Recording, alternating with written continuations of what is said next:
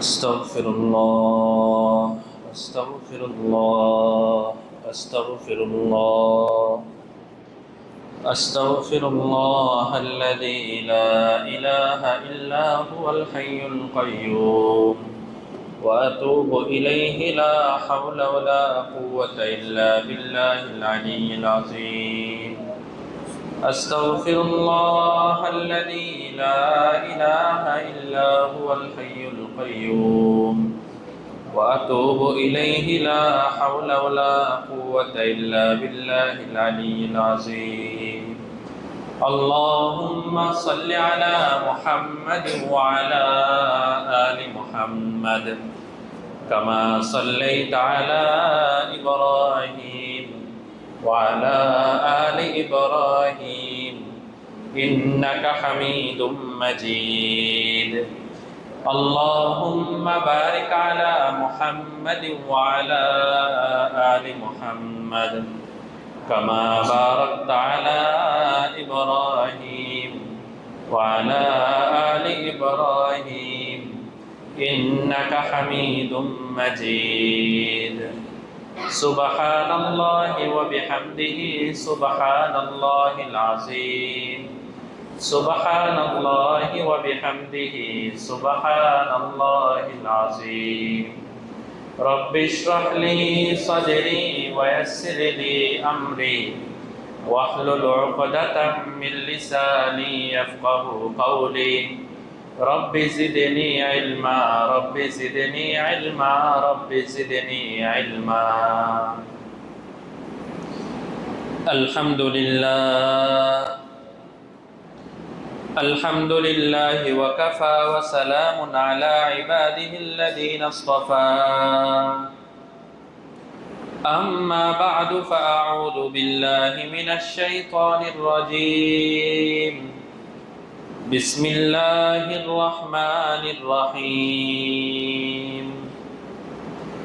إن أول بيت وضع للناس للذي ببكة مباركا وهدى للعالمين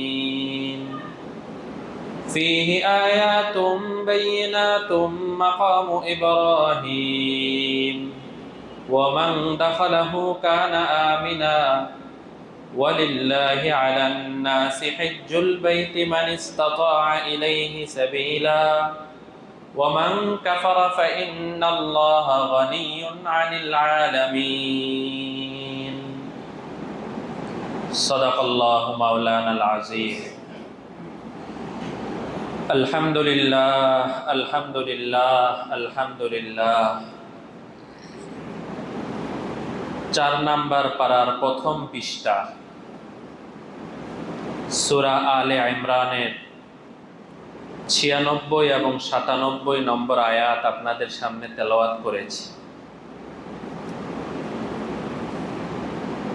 ইহুদি জাতিরা মাঝে মধ্যে মুসলমান জাতিকে একটা কথা বলে ধোঁকা দিত।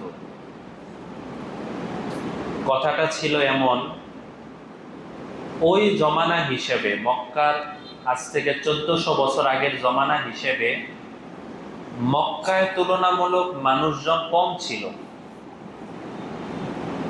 আর ফিলিস্তিনে মানুষজন বেশি ছিল।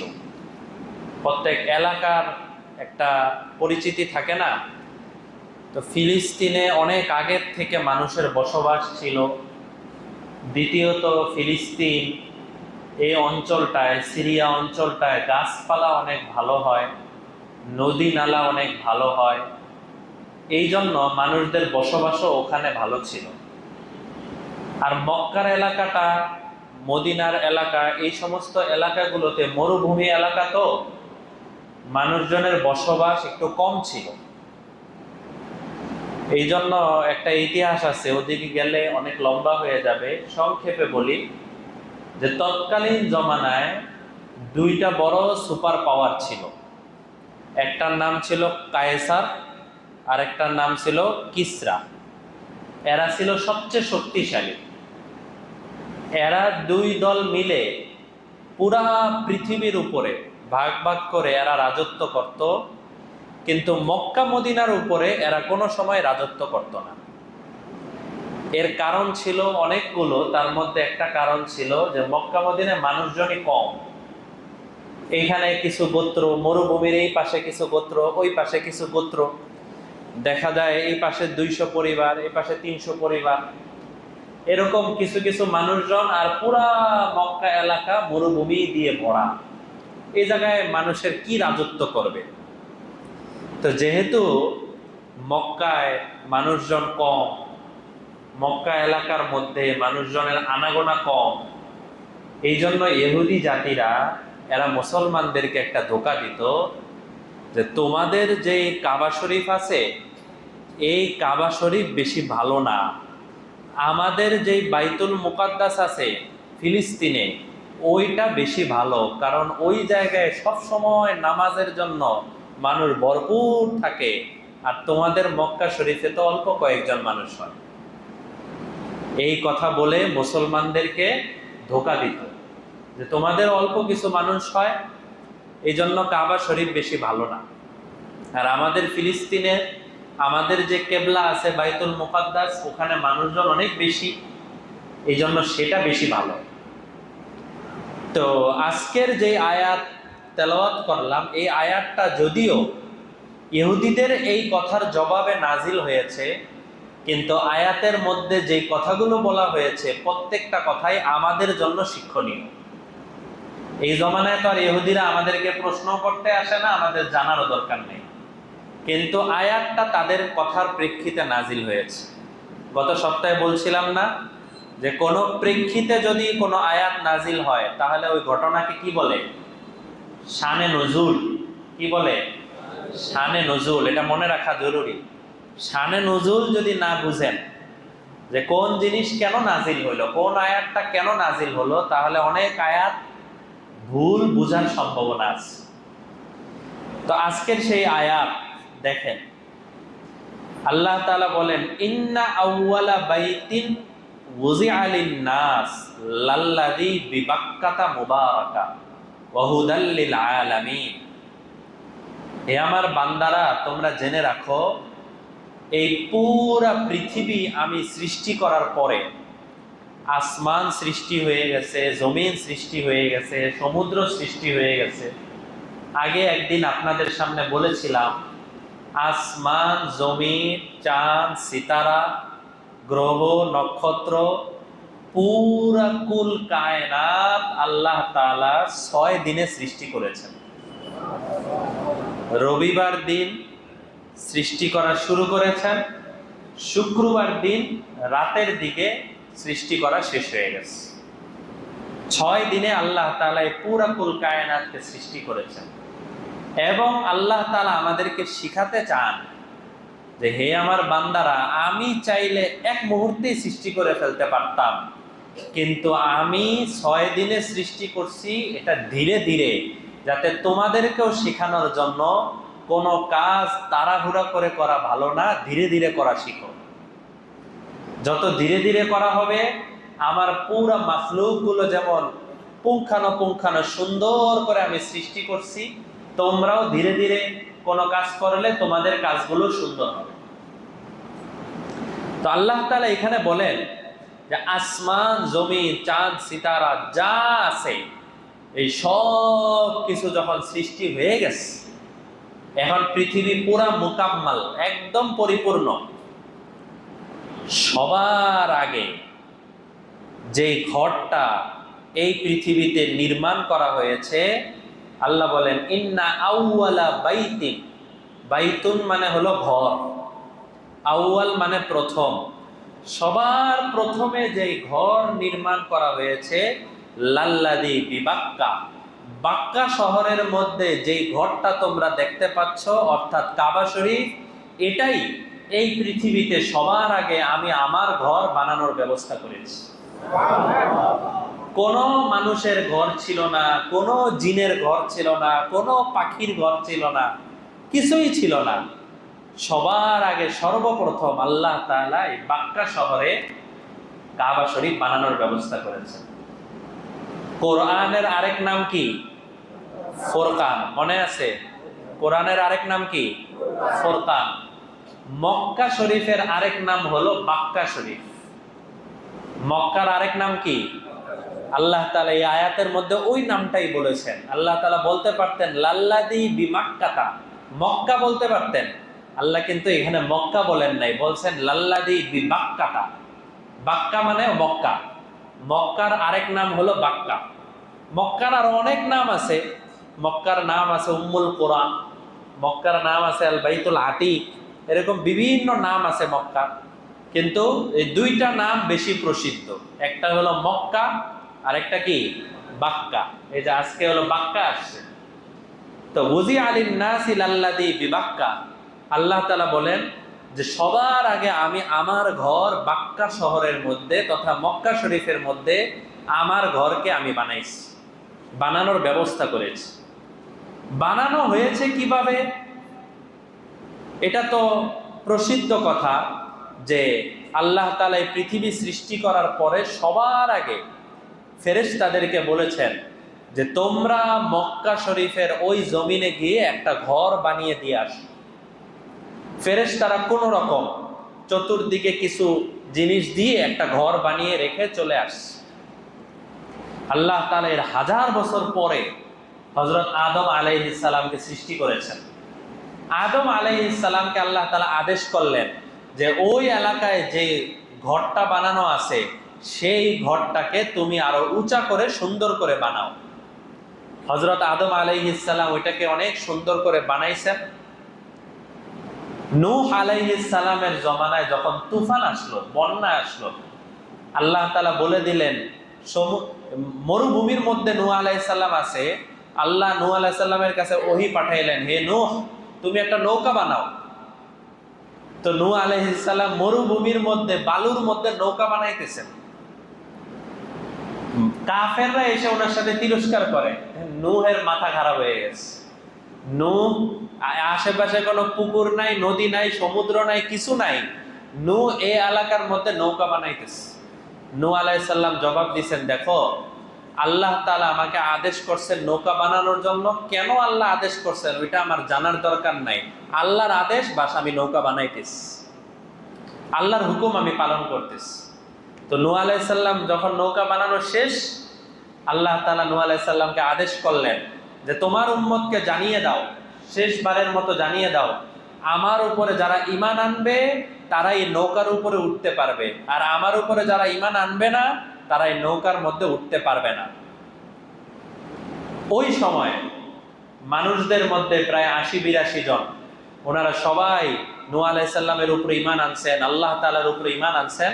ওনারা সবাই নৌকার উপরে উঠছেন, আর বাকি একজন মানুষকেও নৌকার উপরে উঠতে দেওয়া হয় নাই। এমনকি নূহ আলাইহিস সালামের আপন ছেলে কেনআন, সে আল্লাহর উপরে বিশ্বাস করত না, আল্লাহ তাআলাকে বিশ্বাস করত না। আপন ছেলেকেও নূহ আলাইহিস সালাম এই নৌকার উপরে উঠতে দেন নাই, যেহেতু তুমি ঈমান আনো নাই।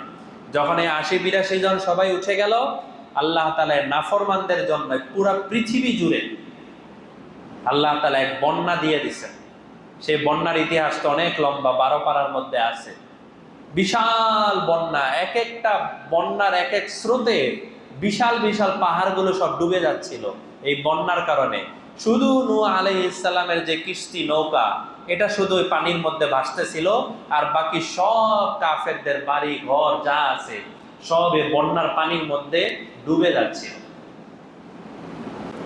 শুধুমাত্র এই নৌকাতে যারা ছিল তারাই বাঁচতে পারছিল।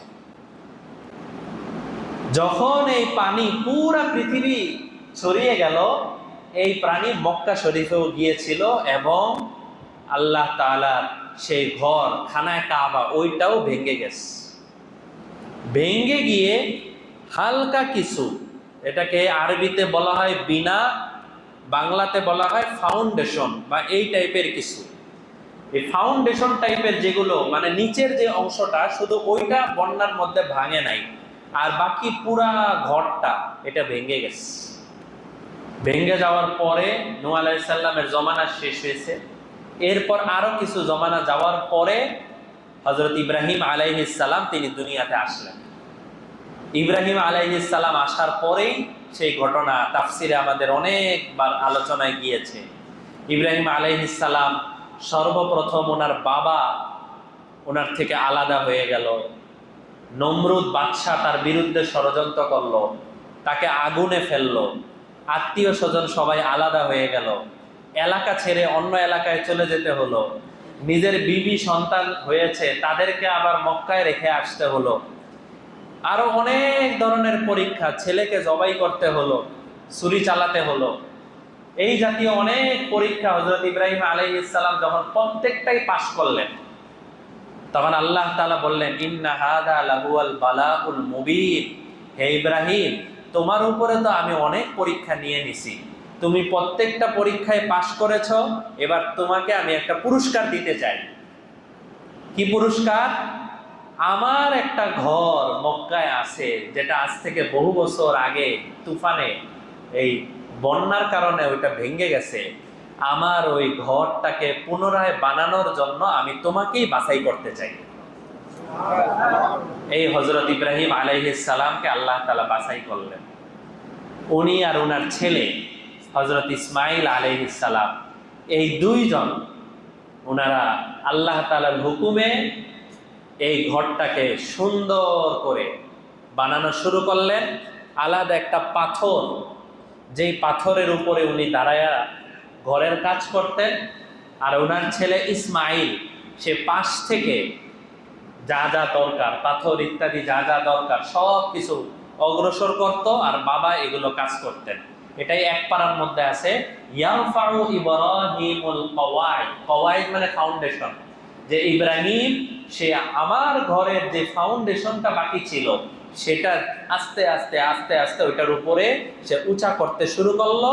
ওয়া ইসমাইল, আর পাশ থেকে ইসমাইলও তাকে সাহায্য করা শুরু করলো।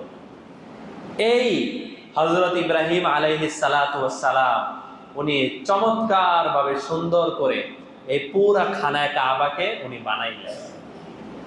বানানোর পরে আল্লাহ তাআলা আদেশ করলেন, তুমি এবার মানুষদেরকে হজের জন্য আজান দাও, হজের জন্য আওয়াজ লাগাও, এই খানায় কাবা যেন হজ করার জন্য, তাওয়াফ করার জন্য মানুষ আসে।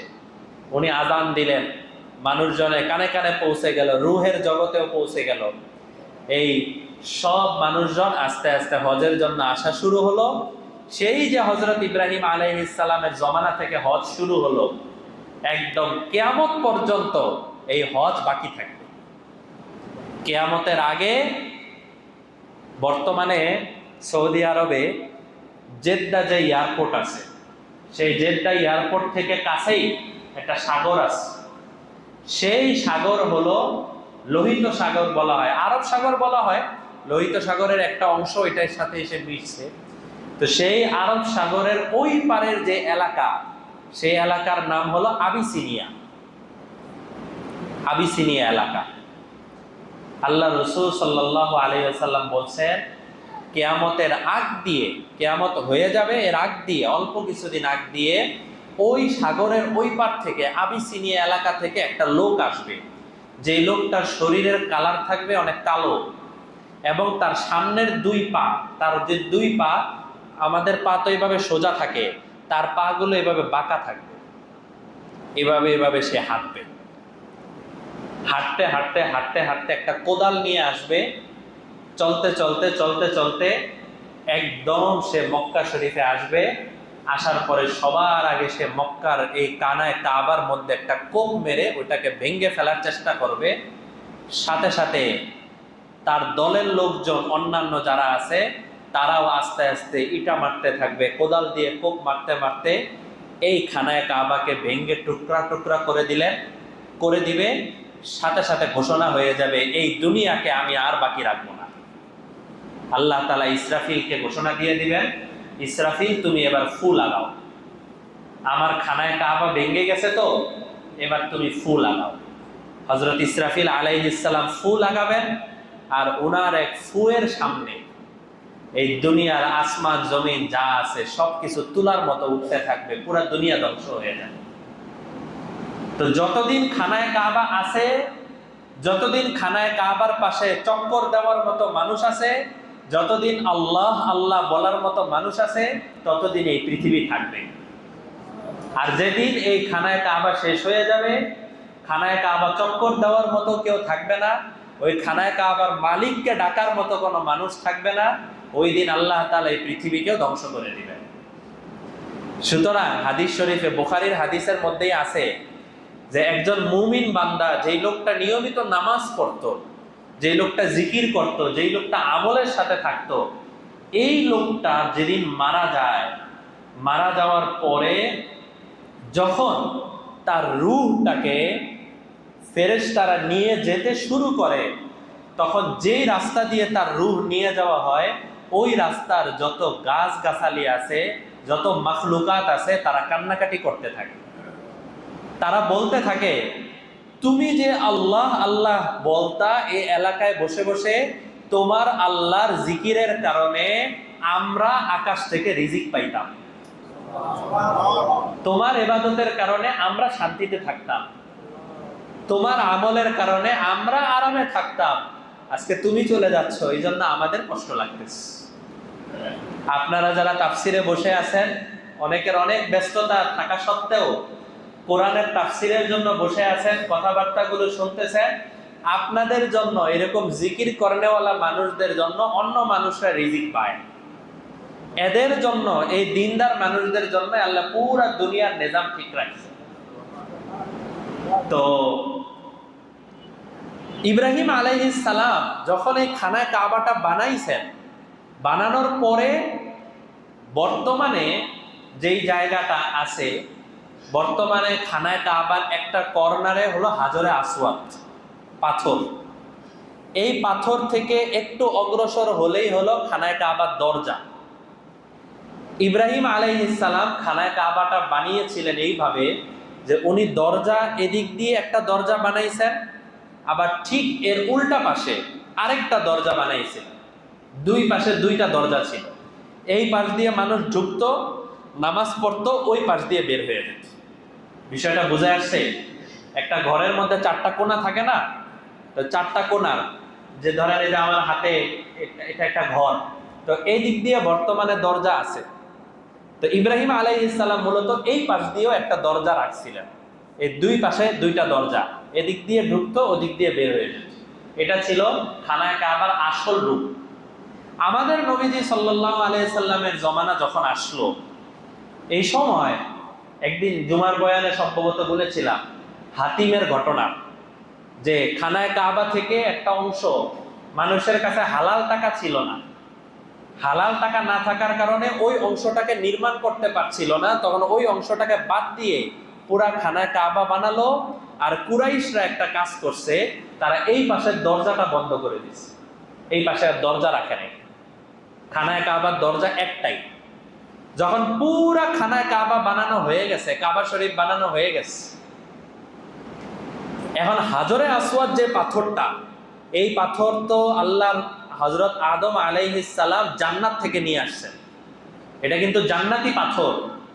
আল্লাহ রসুল বলেন যে আর রুকনু ওয়াল হাজার কানা আবিয়াদান, যে হাজরে আসওয়াদ যে পাথরটা, এই পাথরটা পুরা সাদা ছিল। এক একজন মানুষ হাজরে আসওয়াদ পাথরের মধ্যে গিয়ে চুমু দেয়, চুমু দেওয়ার সাথে সাথে পাথর তার জীবনের যত গুনাহ আছে সব টেনে নিয়ে যায়। এই গুনাহ টানতে টানতে এই পাথরটা কালো হয়ে গেছে। হাজরে আবিয়াজ ছিল আগে নাম, আবিয়াজ মানে সাদা পাথর। এখন বর্তমানে নাম কি? হাজরে আসওয়াদ। আসওয়াদ মানে কালো পাথর। তো এই হাজরে আসওয়াদ পাথরটা যেহেতু অনেক সম্মানিত, এই পাথরটা সুন্দর করে খানায় কাবার কর্নারের মধ্যে ফিট করতে হবে। কে ফিট করবে? বনু তামিম গোত্রের লোকেরা বলে আমরা ফিট করব, আমাদের এই এই এই যোগ্যতা আছে। কুরাইশ গোত্ররা বলে আমরা ফিট করব। এরপরে বনু নজির, অন্যান্য যারা আছে, বনু তই যারা ছিল, তারা বলতেছিল আমরা ফিট করব। মক্কার মধ্যে এরকম জায়গায় জায়গায় বিভিন্ন ধরনের গোত্র আছে, এক এক গোত্র বলে আমরা ফিট করব, আমরা আমরা আমি আমি মানে প্রত্যেকেই চাচ্ছিল যে হাজরে আসওয়াদটাকে নিয়ে এটা সুন্দর করে খানায় কাবার মধ্যে ফিট করা, এই মর্যাদাটা যেন আমি অর্জন করতে পারি। আর আমি অর্জন করলে সব সময় মানুষ স্মরণ রাখবে যে অমুকের হাত দিয়ে এই পাথরটা হাজরে আসওয়াদে ফিট করা হয়েছে, লাগানো হয়েছে। এখন এমন ঝগড়া লাগছে হাজরা খানায় কাবার চত্বরে, কাবা শরীফের চত্বরে এমন ঝগড়া লাগছে, একজন বলে আমি, একজন বলে আমি, মানে ঝগড়া কোনোভাবে মিটানো সম্ভব হচ্ছে না। এখন তারা একটা লটারি দিচ্ছে, সেই সময় লটারি দিছে। আমাদের নবীজির বয়স ওই সময় 35 বছর, তখনও নবুয়ত প্রাপ্ত হন নাই। লটারি দিছে যে একটা লটারি দেওয়া যায়। কি লটারি? আজকে রাতের বেলা আমরা কেউ বাসায় যাব না, সবাই আমরা এই চত্বরের মধ্যেই ঘুমায় থাকবো, এখানেই থাকবো। সকালবেলা সূর্য উঠার পরে এই খানায় কাবারের চত্বরের মধ্যে যেই লোকটা সবার আগে প্রবেশ করবে সেই লোকটাই হবে আমাদের বিচারক। সেই লোকটা আমাদের বিচারক হবে। বিচারক হওয়ার পরে তার কাছে গিয়ে আমরা আমাদের এই ঝগড়ার বিচারটা দিব। ঝগড়ার বিচার দেওয়ার পরে উনি যেই ফায়সালা করেন ওই ফায়সালা আমরা মেনে নিব। উনি যদি বলে কুরাইশওয়ালারা এটা দিবে, তাহলে কুরাইশওয়ালারাই। উনি যদি বলে অমুক গোত্ররা, তাহলে অমুক গোত্রই। উনি যে ফায়সালা দিবেন সেই ফায়সালায় আমরা সবাই মেনে নিব। এই লটারি তারা দিল। সকালবেলা যখন তারা সবাই দরজার দিকে তাকিয়ে আছে কে আসে, অমুক চায় আমার গোত্রের যেন কেউ আসুক, অমুক চায় আমার গোত্রের যেন কেউ আসুক, আমার দলের কেউ আসুক, আমার বাড়ির কেউ আসুক, এটা চাচ্ছে সবাই। অনেকক্ষণ পরে দেখা গেল ওখান দিয়ে আমাদের নবীজি সাল্লাল্লাহু আলাইহি সাল্লাম প্রবেশ করেছেন। সাথে সাথে ওনারা চিৎকার করে বলা শুরু করছে, যা আল আমিন, যা আল আমিন, আল আমিন এসেছে, আল আমিন এসেছে, বিশ্বাসী এসেছে। সে যেহেতু এসেছে, এখন আমাদের মধ্যে সে যে ফায়সালা দিবে এই ফায়সালাটা অনেক সুন্দর হবে। এখন আসার পরে আমাদের নবীজি কিন্তু ওনাদের বয়সের তুলনায় ছোট বয়সের ছিলেন। নবীজির বাপ চাচারা যারা বয়স্ক মানুষ যারা, তারাও এখানে আসছে। তাদের সবার সামনে এরা সবাই বিচার উপস্থাপন করলো যে দেখো আমাদের তো এই এই এই এই ফায়সালা হয়েছে, এখন তুমি যাকে বলবা, এদের মধ্যে তুমি যাকে বলবা সেই এখন হাজরে আসওয়াদটা নিয়ে কাবা শরীফে ফিট করবে। আমাদের নবীজি সাল্লাল্লাহু আলাইহি সাল্লাম বললেন, আমি যেটা বলবো সেটাই মানবেন? হ্যাঁ, তুমি যেটা বলবা সেটাই মানবো। নবীজি বললেন, আমি কিছু বলবো না, আমি কিছু কাজ করব, আপনারা শুধু আমার কাজে সাড়া দিবেন। বললেন ঠিক আছে। বললেন বড় একটা চাদর বিছান। পরে বড় একটা চাদর বিছানো হলো। নবীজি বললেন হাজরে আসওয়াদটা এই চাদরের মধ্যে রাখেন। তা হাজরে আসওয়াদটা, ওই পাথরটাকে এই চাদরের মধ্যে রাখা হলো। নবীজি বললেন আপনারা যারা এখানে উপস্থিত আছেন সবাই এই চাদর ধরেন। তখন সবাই মিলে চাদর ধরলো, নবীজি সহ এই চাদর সবাই মিলে একসাথে ধরে ধরে ওই মূল জায়গার কাছে যাওয়ার পরে আমাদের নবীজি হাত দিয়ে তুলে সেই হাজরে আসওয়াদকে লাগায় দিলেন। সবাই বলল তুমি যে ফায়সালা করছো এই ফায়সালাটাই সবচেয়ে সুন্দর ফায়সালা। আমাদের কারো মনে কোনো কষ্ট নাই, আমাদের কারো মনে কোনো আফসোস নাই। আমরা সবাই এই হাজরে আসওয়াদের লাগানোর কাজে আমরা সবাই শরীক হয়ে গেলাম। এই হাজরে আসওয়াদ যখন ফিট হয়ে গেল, এবার খানায় কাবা পুরা মোকাম্মাল, পরিপূর্ণ। এক পাশের দরজা রাখা হলো আর চতুর্দিকে খানায় কাবায় তাওয়াফ শুরু হয়ে গেল। আল্লাহ তাআলা বলেন মুবারাকা, এই যে খানায় কাবা, কাবা শরীফ তোমরা দেখতে পাচ্ছ, এই কাবা শরীফটা মুবারাকা, এর উপরে সার্বক্ষণিকভাবে আমি বরকত নাজিল করতেছি। আল্লাহ বলেন ওয়াহুদাল লিল আলামিন, সারা বিশ্ববাসী যারা আসবে, এখন আসুক, পরে আসুক, আরো পরে আসুক, সারা বিশ্ববাসীর মধ্যে এই খানায় কাবাকে আমি হেদায়েতের জন্য বানিয়েছি। আল্লাহ তাআলা এই খানায় কাবাকে হেদায়েতের জন্য বানিয়েছে। বরকত কিভাবে? এক ধরনের বরকত তো হলো দুনিয়াবি বরকত। দুনিয়াবি বরকত হলো ইব্রাহিম আলাইহিস সালাম আল্লাহর কাছে ওই যেদিন হযরত হাজেরাকে আর ওনার ছেলে ইসমাইলকে রেখে গেছেন, ওই দিন তো কিচ্ছু ছিল না এই জায়গায়, পুরা খালি ময়দান। ইব্রাহিম আলাইহিস সালাম কয়েকটা দোয়া করছিলেন। এর মধ্যে একটা দোয়া ছিল যে আল্লাহ আমার এই সন্তান আর বিবিকে তো রেখে যাচ্ছি, আপনি এই এলাকার মধ্যে পৃথিবীর সমস্ত প্রান্ত থেকে ফলমূল পৌঁছায় দেন, খাবার দাবার পৌঁছায় দেন, যেন এদের কষ্ট না হয়। তো ইব্রাহিম আলাইহিস সালাম দোয়া করছিলেন নিজের বিবি আর সন্তানের জন্য, কিন্তু আল্লাহ তাআলা আজও পর্যন্ত মক্কায় সারা পৃথিবী থেকে ফলমূল পৌঁছায় দিতেছেন। কত কোটি কোটি ফল যে যাচ্ছে, কত কোটি কোটি খাবার যে যাচ্ছে। হজের সময় দেখা যায় যে মানুষ কিভাবে টাকা পয়সা দিয়ে এইভাবে হাদিয়া দিচ্ছে হাজিদের জন্য, তার কোনো হিসাব নাই। হাজিদের জন্য কি পরিমাণ হাদিয়া দিচ্ছে। পৃথিবীর যেই প্রান্তে, যেই দেশের যে খাবার, বাঙালিরা যেই খাবার পছন্দ করে, আবার পাকিস্তানিরা যে খাবার পছন্দ করে, যার যার যা খাবার সব আল্লাহ তাআলা ব্যবস্থা করতেছেন। এটা হলো দুনিয়াবি একটা বরকত। আখেরাতের একটা বরকত হলো যে খানায় কাবার সামনে গিয়ে যদি কেউ যায়, ওখানে গিয়ে কেউ যদি তার রিজিকের জন্য দোয়া করে, তাহলে আল্লাহ তার রিজিকে বরকত দিয়ে দেন। কেউ তার আমলের জন্য বরকত দোয়া করলে আল্লাহ তার আমলে বরকত দিয়ে দেন। বিবি বাল বাচ্চাদের জন্য দোয়া করলে আল্লাহ তার বিবি বাল বাচ্চায় বরকত দিয়ে দেন। এবং দ্বিতীয় অংশ যেটা, যে সারা বিশ্ববাসীর জন্য আল্লাহ এটাকে, এই খানায় কাবাকে হেদায়েতের জরিয়া বানাইছেন। এটা তো আরো স্পষ্ট দেখা যায়। খানায় কাবার চত্বরের মধ্যে এমন বহু মানুষ আছে যার মুখে হয়তো দাড়ি নাই, উনি সঠিকভাবে নামাজ পড়েন কিনা জানা নাই, হয়তো নামাজ পড়েন না, চেহারা সুরত দেখে মনে হয় আর কি যে হয়তো নামাজি নাও হতে পারেন, অথবা ওনার পোশাক আশাক পুরোপুরি সুন্নত তরিকায় না, কিন্তু খানায় কাবার দিকে তাকিয়ে আছেন আর চোখ দিয়ে দরদর করে পানি পড়তেছে। খানায় কাবার সামনে বসে, খানায় কাবার সামনে বসে বহু মানুষ এমন আছেন যে কেউ কোনো নসিহত করে নাই, কেউ তাকে কিছু বলে নাই, সে সামনে বসে নিয়ত করছে যে এখন থেকে দেশে গেলে আমি আর কোনো গুনাহের সাথে জড়িত হব না। কিতাবাদির মধ্যে লেখা হয় একজন মানুষের হজ কবুল হওয়ার একটা আলামত হলো, দুইটা আলামত। একটা আলামত হলো ওই জায়গা থেকে আসার পরে সেখানের প্রতি আগ্রহ আরো বেড়ে যায়। এখানের প্রতি এমন অবস্থা হয় না যে আমি তো একবার হজ করছি, আমি তো একবার উমরা করছি, বাস হয়ে গেছে, এমন অবস্থা তার মধ্যে হবে না। সে যাবে তো আবার আসবে, যাবে আবার আসবে, তার মধ্যে একটা অস্থিরতা কাজ করবে। আমি একবার আমার এক মহব্বতের মানুষকে বলতেছিলাম যে খানায় কাবায় যে একবার গেছে, যাওয়ার পরে যে একবারও যায় নাই সে হলো ঠকছে, আর যে একবার গেছে সে ঠেকছে।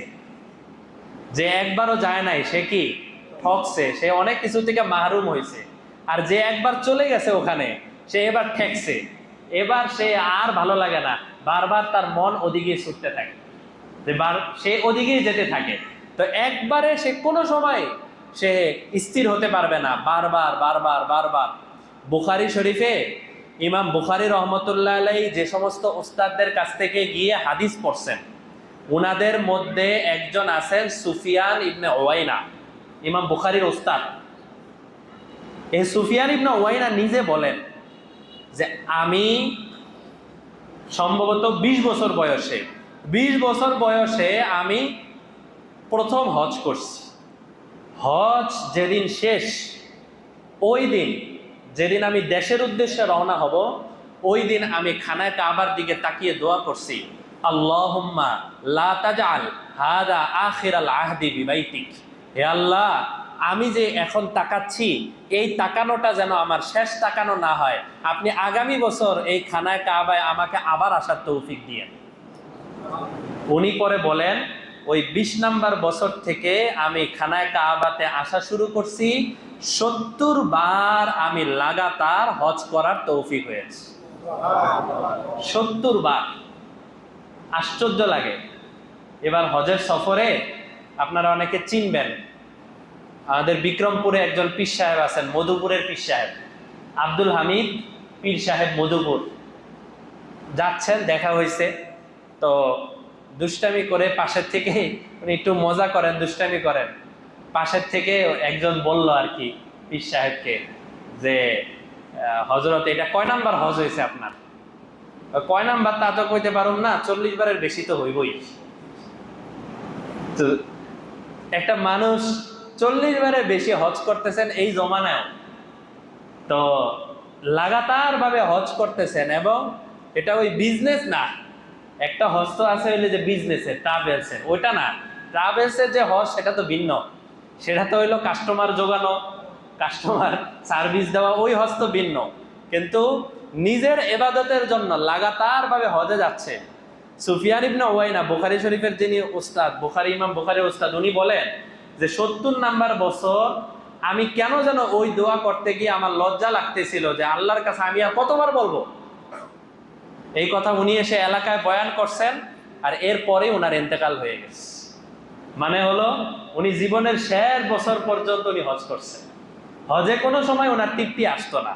তো এই যে ওয়াহুদাল লিল আলামিন, যে খানায় কাবাটা হলো এমন একটা জিনিস যেটা আমি পুরা মানুষদের জন্য হেদায়েতের জরিয়া বানাইছি, ওখানে যাওয়ার পরে মানুষের হেদায়েত হবে। এটা হলো 1 নাম্বার কবুল হওয়ার আলামত, যে ওই জায়গায় যাওয়ার পরে কোনো তৃপ্তি হবে না, বারবার যেতে মনে চাবে। আর 2 নাম্বার আরেকটা আলামত হলো যে যেটা হযরত মাওলানা আশরাফ আলী থানভী রহমতুল্লাহ আলাইহি তার কিতাবের মধ্যে লিখছেন, যে হজ থেকে আসার পরে তার জীবন পুরো পরিবর্তন হয়ে যাবে। মানে গুনাহের জীবন পরিবর্তন হয়ে যাবে, আর নেকের জীবন আগের থেকে আরো বেড়ে যাবে। তার কথাবার্তা, তার আচার আচরণ, তার সবকিছু আগের থেকে অনেক পরিবর্তন। এখন দেখা গেল হজের সময় যা ছিলাম, হজের আগে যা ছিলাম, হজের পরে এসে আরো বেশি বেড়ে গেছে। তাহলে নিশ্চিতভাবে তো বলতে পারবো না হজ কবুল হয় নাই, কিন্তু এটা একটা আলামত যে হজ কবুল হয় নাই। যে হজের আগে যে অবস্থায় গুনাহের মধ্যে লিপ্ত ছিল, হজের পরে আরো বেড়ে গেছে, আগে যা করতো তার চেয়ে আরো বেশি বেড়ে গেছে গুনাহ, তাহলে এটা হজ কবুল না হওয়ার আলামত। এই জন্য আল্লাহ তাআলা আমাদের সবাইকে, আমাদের মুসল্লিয়ানে কেরাম যারা আছেন সবাইকে আল্লাহ তাআলা বারবার হজে যাওয়ার তৌফিক দান করেন। ওয়া আখিরু দাওয়ানা আনিল হামদুলিল্লাহি রাব্বিল আলামিন। এই খানায় কাবার ব্যাপারে আরো কয়েকটা কথা আছে, এটা আমরা পড়তে পারলাম না, ইনশাআল্লাহ আগামী সপ্তাহে ওখানে আছে যে বাইনাত, মাকাম ইব্রাহিম, মান দাখালাহু কানা আমিনা, ওয়ালিল্লাহ, প্রায় 4-5টা কথা আরো বাকি রয়ে গেছে। ইনশাআল্লাহ আল্লাহ তৌফিক দিলে আগামী সপ্তাহে আলোচনা হবে। ওয়া আখিরু দাওয়ানা আনিল হামদুলিল্লাহি রাব্বিল আলামিন।